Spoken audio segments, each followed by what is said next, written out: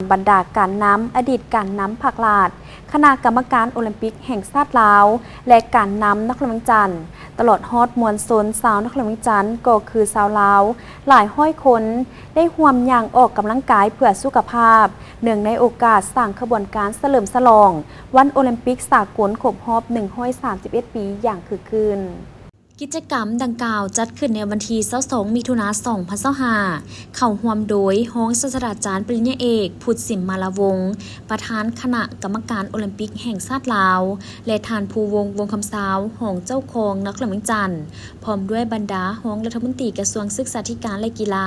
คณะบริหารงานคณะกรรมการโอลิมปิกแห่งชาติลาวบรรดาต่างหน้าสหพันธ์กีฬาแห่งชาติลาวผู้ให้การสนับสนุนภาคส่วนต่างๆหัวหน้าห้องหัวหน้ากรมแผนกห้องหัวหน้าแผนกคณะอำนวยการพนักงานครูอาจารย์นักเรียนนักศึกษา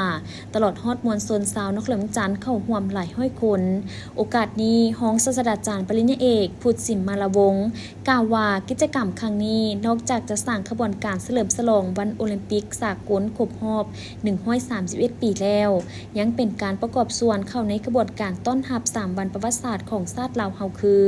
วันครบรอบ70 ปีการสร้างตั้งพรรคประชาชนปฏิบัติลาววันครบรอบ50 ปีวันสร้างตั้งสาธารณรัฐประชาธิปไตยประชาชนลาวและวันคล้ายวันเกิดประธานไกรสอนพรหมวิหารครบรอบ105 ปีพร้อมทั้งเป็นการสร้างกระบวนการต้อนรับการเป็นเจ้าภาพของนักเรียนจันทร์ในการจัดงานมหกรรมกีฬาแห่งชาติครั้งที่ 12 ในท้ายปีนี้อีกด้วย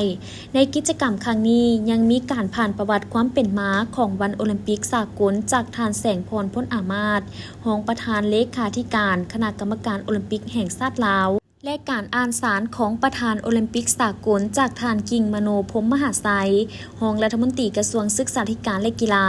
ทั้งเป็นรองประธานคณะกรรมการโอลิมปิกแห่งชาติลาวจากนั้นบรรดาคณะนำและมวลชนชาวนักเรียนจันทร์ก็ได้ร่วมกันอย่างเพื่อสุขภาพตั้งแต่ประตูไซไปหาสี่แยกไฟแดงถนน3 เส้นไทยก่อกลับคืนสู่ประตูไซซึ่งภายในงานก็ยังมีกิจกรรมต่างๆจากบรรดาภาคส่วนภายในงานอีกด้วย